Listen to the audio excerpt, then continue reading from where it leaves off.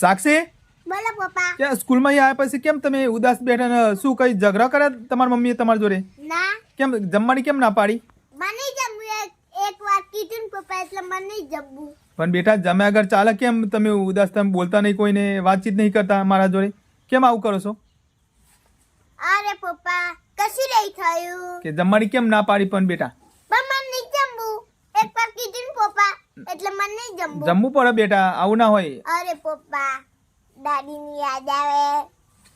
શું વાત કરો દાદીની યાદ આવે? અરે બેટા દાદી આવી જશે એમના બહેના ઘેરથી હજી દાદી આવતા નથી હું જમે. દાદી આવતા નથી હું જમે. સારું બેટા પણ આટલી હટ નહીં કરવાની દાદી આવી જશે.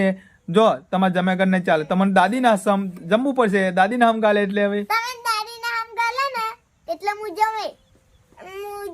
દાદી ક્યાં આવશે પપ્પા? આવી જશે બેટા.